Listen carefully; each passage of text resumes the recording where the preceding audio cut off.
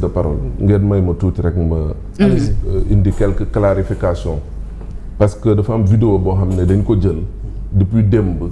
ne wéy dama ne Aïda Mbodj ci boppam moo wax vidéo bi ne que ne li mu wax président bu fekkee moom moo ko wax na wàcc nangam ak nangam vidéo bi dafa viral d'abord vidéo boobu noonu dafa viral Ahmed yor téléphone bi muy wax am muy voix bi di wax ku jigéen ki di wax di jooy en arrière plan illustration bi Aïda Mbodj ak ki nga xam ne mooy Ousmane Sonko nañ ci def donc vidéo ba mu virale j'ai écouté ma ne mais Aïda Mbodj nañ la mën a waxee li bu waxee lii lu doy waar la lu grave la waru ko wax donc léegi ba ma nit ñi jël nañ ko nag jël vidéo bi dugal ko fu ne daggee ko def ko lu ne ba ma woowee Ahmed Aïdara sànq nee na ma vidéo boobu manipulation la c'est pas Aïda Mbodj nekkul Aïda Mbodj moom moo doon wax ñi def loolu vidéo bi yëpp monté ko wax ko ne wéy Aïda Mbodj la Ahmed nee na ma du Aïda Mbodj ki wax ji nee na ma benn militante Pastef la bu nekk Angleterre donc mais nag foofu sur ce cas yi seen wax ji waroon a un peu you know what dafa am ay logiciel de fact checking moo xam article bu fake wala voice bu fake wala yu mel noonu mais j'ai vu hier des professionnels de ça dire que la voix quand ils l'ont mis sur le fact checking Aïda Mbodj la leen jox léegi nag aujourd'hui on ne peut pas venir nous dire encore que c'est Aïda Mbodj quoi ak lu ci mënte xew parce que technologie aussi dafa avancé technologie dafa avancé mais du moment où l'intéressé Ahmed nee na ma man ki ma tekki du Aïda Mbodj dañoo jàpp ne Aïda Mbodj la moom la comme nag du Aïda Mbodj loolu amul problème Aïda Mbodj bu fekkee ne du moom moo doon wax noonu loolu amul problème du nekk du ñu condamner propos yooyu voilà bu ko waxu ko amul problème du ñu condamner ces propos su fekkee sax su fekkee ne moom moo ko wax donc j'ai été très clair maintenant nu ñu ko daggee jël ko du genre jéem a jaxaseeg Aïda Mbodj ak nangam je tenais vraiment à faire cette clarification mu leer Ahmed nee na ma ku doon wax noonu nekkul Aïda Mbodj voix bi nee na ma dañoo niroo boo ko jàppee photo Aïda Mbodj bi en illustration mi ngi woon ci gannaaw kon background bi ki manipulé tam moo dugg ci biir oui xam naa dugal kii bi tamit ñu jàpp ne loolu la donc je tenais vraiment à faire cette clarification non ki def background bi sax peut-être bëggul woon manipuler xam nga comme sujet bi c'était président sous coalition bi te Aïda Mbodj la concerné peut-être ak Ousmane Sonko mu def illustration boobu peut-être loolu la si jublu woon mais tamit bu ñu amee vidéo complète bi dina leeral lu bari parce que dinañ xam bi ñu wootee Ahmed allo kan la wax allo Aïda la wala allo ummi wala allo Ahmed nee na moom ki wax ki audio la quoi nee na audio la ay audio yu bëri la ko yónnee nee na ki wax ki dañoo niroo baat mais nee na du Aïda Mbodj benn militant parce que intérêt la am ci benn militant bu wax noonu rek mu teg oui bon de toutes les façons xam nga loolu yëpp amul solo comme nee na du Aïda Mbodj c'est pas Aïda Mbodj donc nañ jàpp ne parce que du deer gi la ñuy bañ a wàccee oui nekkul Aïda Mbodj moom moo nekkoon foofu noonu di wax ci doon wax benn militante la c'est un donc loolu amul problème nañ jàpp ne moom rek c'est ça aussi et puis yow li nga wax dafa leer daf ne su fekkente ne ay waxam la gars nañuy non vraiment nañuy dagg bu ñuy dagg waaw bu ñuy dagg nañuy dagg analyse yëpp quoi xam nga mënoo leen ko imposer tamit dangay wax 5 minutes ñu dagg ci 30 secondes wallaay bon pour en revenir à li ñu doon wax par rapport au sujet xam nga dans l'ordre protocolaire Yacine moo nekk ci kaw mooy ministre de la justice ministère de la justice moo nekk ci kaw après je pense intérieur ñëw je crois après forces armées ñëw même Yacine bi mu nekkee ministère des affaires étrangères moom dans l'ordre protocolaire moo nekkoon ci kaw donc fii tamit moo nekk ci kaw c'est normal et naturel je crois dans une république quand le premier ministre s'absente il faut qu'il y ait quelqu'un kuy gérer li nga xamante ni moom mooy la primature par intérimaire je ne sais pas faut kooku fan la ay prérogatives am yem est-ce que décret yi moom mën na ko contresigner est-ce que décret yi nga xamante ne waa ji contresigné wu ko woon moom am na prérogative bu contresigné ko bon loolu leeraguma mais en tout cas il faut qu'il y ait quelqu'un qui coordonne l'action du gouvernement parce que wax naa leen ko nee naa leen le premier ministre moom la ministre yi di jox ay compte rendu moom mooy recevoir aussi ci direction yi ak administration yi li nga xamante ni moom mooy les comptes rendus et les trucs et beneen affaire bi mooy nit ñi dañoo fàtte ne les dépenses sont centralisées les dépenses de l'État et ministère des finances et tout dañ ko centraliser biir primature et ça aussi il faut quelqu'un vraiment kuy gérer l'intérim en attendant que ki nga xamante ni moom la ñu teg premier ministre mu ñëw dans tous les cas mu ñëw wala mu bañ a ñëw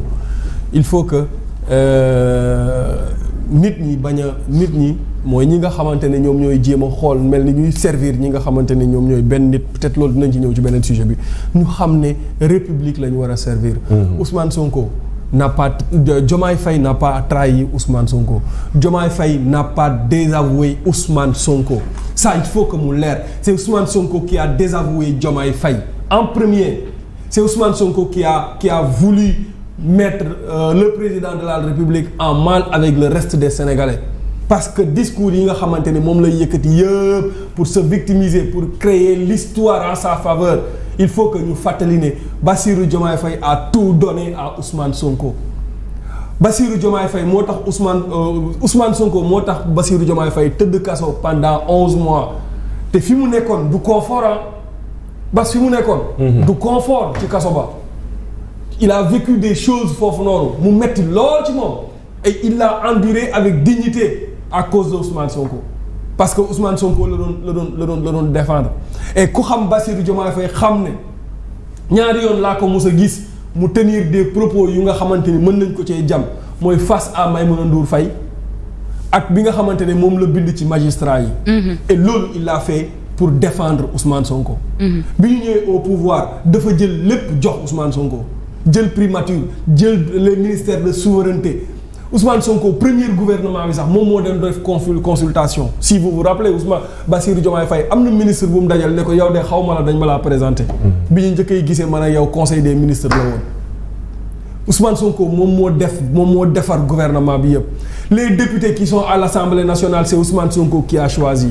quand Ousmane Sonko a voulu aller avec Pastef sa coalition avec Pastef Bassirou Diomaye Faye dafa nangu ci loolu ba pare mu jël lépp jox ko bàyyi ko muy doxal waaw mais ku la defal loolu yoonu yëpp bàyyi la ngay doxal ba pare ci biir gouvernement bi yow nga jël lépp aakimoo ko bu Bassirou Diomaye Faye toog na ak président Emmanuel Macron benn table di ndékki Ousmane Sonko attaqué le président de la France sur sa page Facebook Bassirou se trouvait dans une situation d'inconfort quand même mais il a laissé passer toog na fi mu ne ko réew mi amul autorité il a laissé passer tontuwul léegi bu taxawee nag depuis le 10 septembre moom mu joxe ay directives. ne nañu defar coalition. On se rappelle de la députée qui avait interpellé directement le président en lui disant da nga war a respecter Ousmane Sonko. loolu moom fii la ñu fekk. et silence radio sur tout ça c'est aller jusqu'à même des DG yoo xamante ne nii ils respectent limite le président. c'est aller jusqu'à pour des simples rumeurs ñuy 72 heures jabaram di ci wax lu ne. te yooyu noonu yëpp yaakaar naa ne fii la ñu fekk te silence radio total la ñu déggoon du côté des partisans de Ousmane Sonko alors aujourd'hui je ne vois vraiment pas ban tàkk-tàkk moo fi war a am d'une extrémité ba yóbbu ko ñoom fi ñu ko yeggale nii. dafa gis nga boo gisee may waxee nii. dama lay dolli rek ci lim bi ngay lim nii. oui non tu as parfaitement raison démb rek conseil des ministres boo duggee ci page président de la République luñ ko waxul dañ koo fàtte. non mais c'est Ousmane Bassirou Diomaye Faye du booyu kenn. C'est le président de la République du Sénégal le président de tout le monde de tous les Sénégalais y compris Ousmane Sonko comme ni ko Ahmed di waxee tout le monde Bassirou Diomaye Faye mooy kilifa yi réew mi loolu yàlla moo ko dogal te nguur dafa fiir donc su fekkente ne yooyu am na nga gis ñuy taxaw di saaga mais Bassirou Diomaye Faye lañ fi taxaw saaga ko nag te militant Pastef moo ko def dégg nga Ousmane Sonko yéey ci yàbbi ci ñi fi jàpp ñëpp kuñ ci jàpp dinañ la tegal d'ailleurs Assane Gueye kuñ fi jàpp dinañ la tegal offense à une personne exerçant une et plusieurs prérogatives du président de la République ñaar nit lañ fi jàpp tegal leen offense au chef de l'État muy Ahmed Suzanne Camara ak kii nii Abdou Nguer mii ñaar ñooñu lañ fi teg chef de l'État kon ñi fi jàpp ñëpp Ousmane Sonko la ñu amal problème ñi fi jàpp ñëpp Ousmane Sonko moo taxaw seen dëkk kii leen nu mu tuddati ne leen du ngeen ko tal dinañ lijjanti seen i problème ñu jàpp leen après waaw mais su loolu amee ay la yéwén nag on doit respect et considération au président de la République il faut que sénégalais yi xam ne kii jiite ñu njiit du ndaw kilifa du ndaw il ne faut pas dire que voilà dellu sil sa que mais ñoom bi Bassirou Diomaye Faye di démissionner secrétariat général de Pastef mais Bassirou dafa baax rek mais jamono jooju fekk na nekkatul woon secrétaire général de Pastef yéen a ngi fàttaliku bi ñu ko tëjee moom la njëkk a tëj ak Ousmane Sonko Ousmane a fait un remaniement ci li nga xamante ni moom mooy parti bi daf ko remplacer moom ak boy bi nekk Pikine kii nu mu tuddati le député bi nekk Pikine ñu remplacer leen Bassirou Diomaye Faye bi muy ñëwaat en tant que président nekkatul woon secrétaire général du parti waaye léegi su ne démissionné naa secrétariat